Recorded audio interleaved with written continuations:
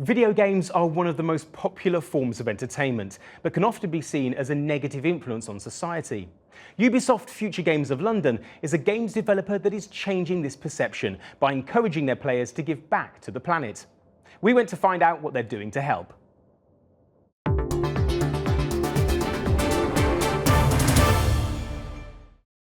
Oh my god, it is a big shark! It's a huge one. I love the colour. So bad. A friendly game where sharks bite, taking you on a journey through the oceans. These giant predators who ruled the world's waters for 400 million years are now gobbling up fish in virtual oceans and at the same time raising deeper questions about how games can be used to inspire players to think about the health of our planet. Oh no! Can't die. Not today. The Hungry Shark series is a hugely successful, fun, entertaining game that's about ruling the oceans and survival. It's one of the most downloaded games in the world.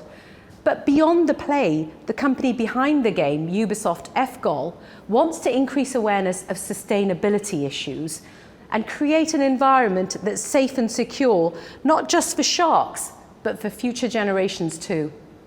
Yeah, our games have to be fun, don't they? Otherwise they're not going to come back and play them again. The gaming industry has recognised that as well as creating games people want to play, they have to appeal to a changing customer base. Gamers are now more diverse and demanding. They're a community that's thinking about their impact on the earth. Gaming companies are listening and creating partnerships, such as the one with the international advocacy group Oceana to raise money and recruit advocates for their conservation work. We are passionate about our community and the players that play our games, and we want our community to experience these different things through our games. So we work with a lot of different organisations, Oceana being one that we've worked with since 2015, and we are able to integrate the kind of different causes that they are looking at into our games, like Hungry Shark World. Sharks are the stars of our games, so it's important for our community to really understand the issues that they're facing and how they can kind of directly get involved in helping them. Imagine if we went for a more realistic style. But the key to making a game that well-informed and socially conscious players want to play is not to preach about the issues.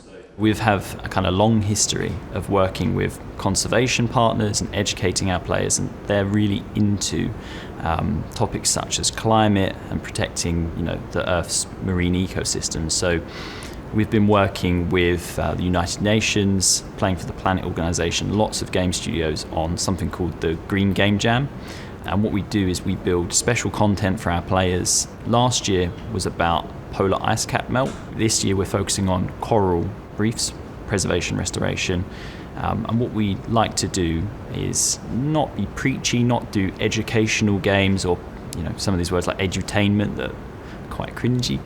The power and reach of the gaming industry has led international organisations such as the United Nations to collaborate too. Why is the UN doing this? I think we have no choice but to work with video games companies to do this kind of work. They reach more people than any other medium in the world. But also we're in a race against time. We've got 10 years to keep the planet under 1.5 degrees. And everything has to be on the table. We're trying to shift an entire sector to think about what it can do to make a difference, both in terms of the power it uses and how it can inspire purpose in play. At the heart of this gaming company is a principle that isn't about profits or the bottom line. It's about moving with the times and understanding that in a world facing a catastrophic climate crisis, their community wants to act to make their future a sustainable one, and they want to play games that reflect what's happening in the world around them.